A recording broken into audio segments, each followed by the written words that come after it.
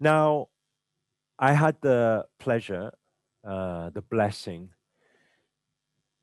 A lot of you would know who's been following our work for a while now.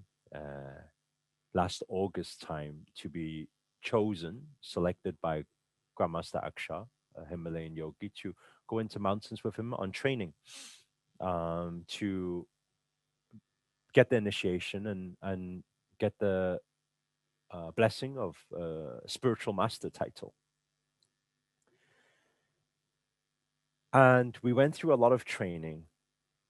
And I know a bunch of you who have there's a bunch of you who have seen parts of the documentary. Is this correct? How many of you have seen parts of the documentary? Yeah. So you see, it's very the biggest part of the documentary was actually talking about day three. If you guys can remember in the documentary, because day three was the day where something something I never seen before, something I never experienced before. He was able to help open what people refer to as third eye. Third eye is the way out, is the gateway. When we do meditation, the deepest meditations we do is always third eye meditation. What keys, what doors, all of these things we usually do depending on where we want to go. So it's very freaky, very trippy first time you do it, because it's like, this is really weird. Like, I never even knew it looked like this, it exists like this, and that's what we do and what happens. And you just, it's freaky. It's like you just dreamed. It's like that. But then when you go in again and again and again, then you know that shit, this is actually real. It exists, right? So that is the access. So with that, you need permission, access codes. We'll talk a little bit about that in a moment. That moment go out to finally be able to see. And bear in mind, I had already been speaking about law of attraction for 2 full years to millions of people around the world. So that was already my message. I was teaching law of attraction. To then suddenly, accidentally, randomly be chosen by a Himalayan yogi to go into the Himalayan mountains. And then suddenly on one day, day three meditation, he tells me to sit there, look this way, roll eyes this way, roll tongue one way. Then suddenly I didn't even know what was happening. Boom, I'm just somewhere else. And I'm looking at everything and I'm like, this is weird. Like, all of this exists and this is how it works and this is how it happens. To see not only the journey of the universe, to see everybody around me's journey and my own journey of every single mistake that I've made in the past and every shortcut I could have made and everything that's for me in the future and everything that's coming. To be able to see that is a shocking experience. So then anyway, we come back every single day. We revisit. And I had to do a lot of checks, because if I didn't do if Grandmaster didn't carefully guide me through this, actually, I could have probably end up in a psych ward, to be honest, because every time I come back to human world, I would be speaking nonsense, you know? Do you know what just happened there? Oh my God, it was like we were energy and we are just pushing this thing, and then this energy was pushing against us, and then people are like, what's wrong with this dude, you know? But it's a good job that Grandmaster knew the journey. Obviously, for a human, it's very, very tough to understand at first. But one thing, it was only one thing, by the way, that allowed me to know it's real. And this was my biggest excitement. Those who have watched the documentary would have seen, like, some of you have done, anybody done our yoga challenges before? Yoga for manifestation. Okay. You've probably seen some yoga asanas that I do, which you are like, no way. Right? Well, those of you who watch the documentary will know that actually all of the ones you say no way, I was no way. I was way below flexibility.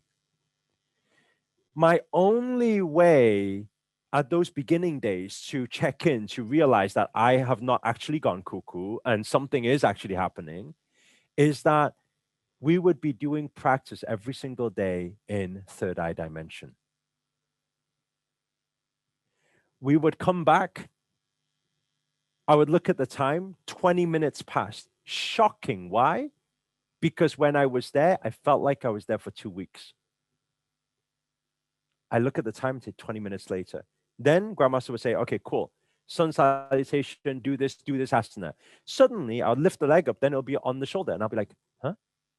Because 20 minutes before, it wasn't even coming close to the arm. So I'm like, wait there a second. This thing is pretty trippy. Because I started to relate every single movie I've ever watched, Inception, Avatar, Doctor Strange, Portal Travel, everything. And I was like, oh my God, all of this stuff is real.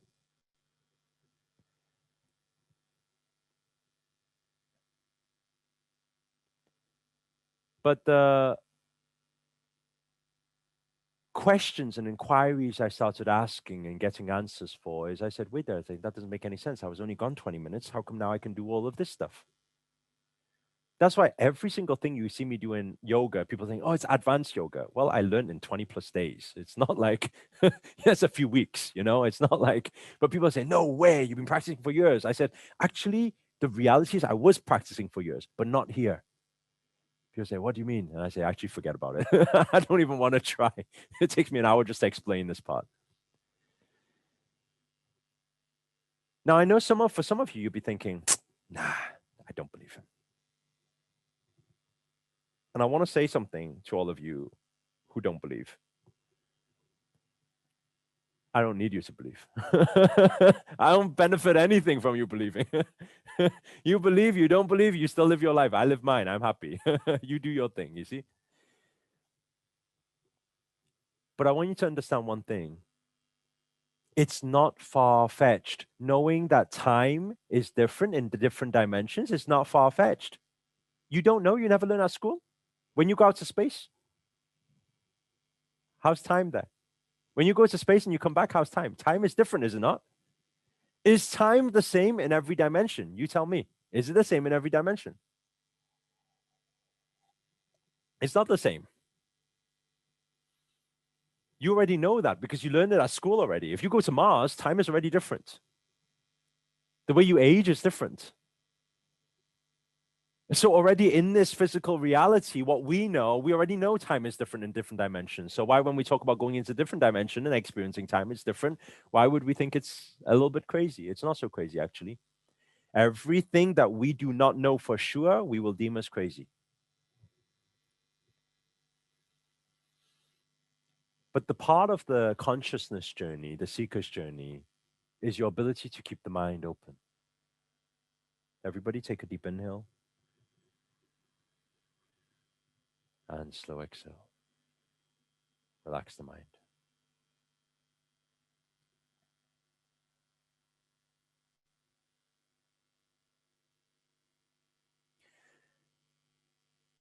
Why is any of this important to you? I'll tell you why.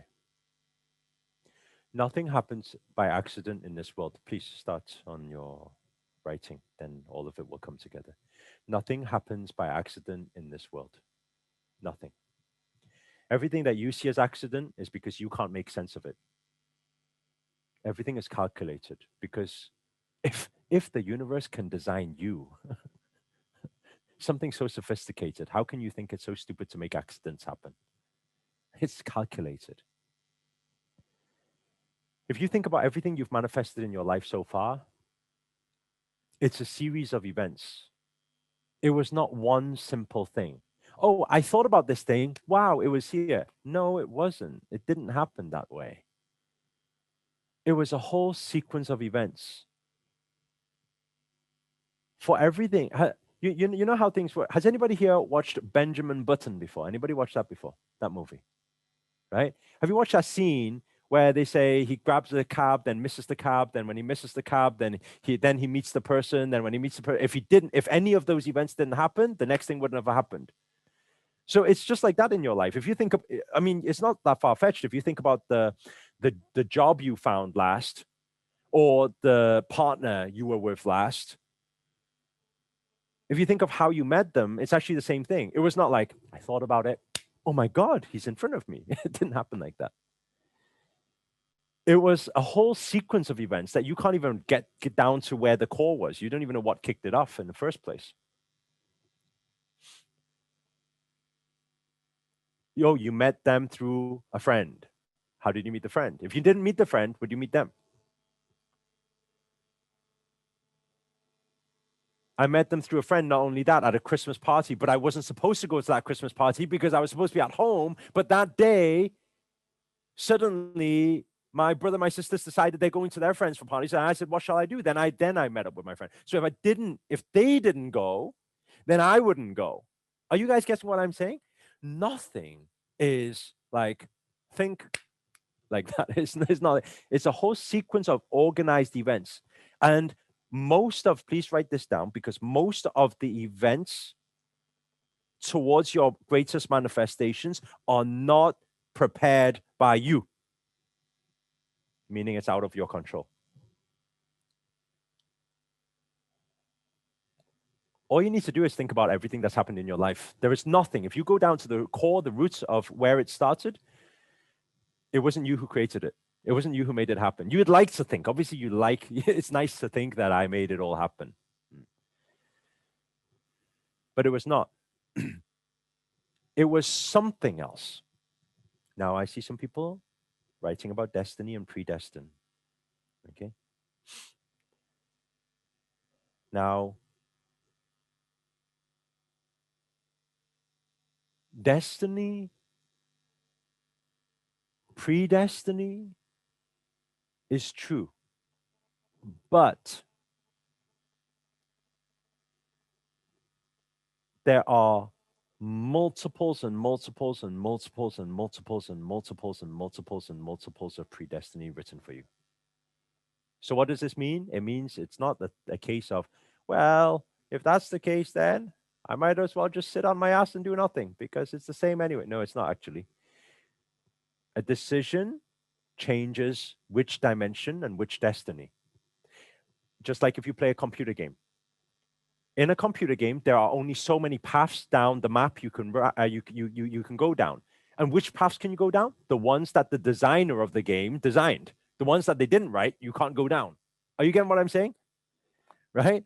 If you're playing a game, if you're playing like Grand Theft Auto or something, suddenly there's a butcher shop there. And the butcher shop was just for aesthetic. You were supposed to just walk past it to do your job. You can't go in, chop the meat, and eat the meat. You get what I'm saying? Because they never designed that part. So meaning that part is not predestined for you.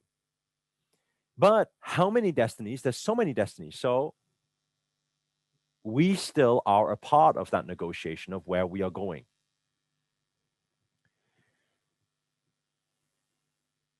So that's why. Who was that just said? Somebody just said that's why we are co-creators. Co-creators. That's why everything is in co-creation with the universe. Not just co-creation. Everybody take a deep inhale and slow exhale. You can call it co-creation, but how do you co-create? Let's say, for example, let's take Emmy and Diane. Okay. So we have Emmy and Diane on my screen. You're both together. Okay. So Emmy and Diane. Okay. So let's take Emmy and Diane a moment. And let's say Emmy and Diane are going to form a business co-creation. They're going to co-create a business together. Okay. Now, if that was the case, what must happen between Emmy and Diane for the co-creation to happen? Can anybody give me the word? We already said it just before. Not just communication. Communication is part of it. It's the negotiation. If Emmy doesn't like anything that Diane said, or Diane doesn't like anything that Emmy said, they will not co-create. Are you getting what I'm saying? So it's the way you communicate and negotiate. Now, here goes the big thing. Now we're getting to it. What does this mean?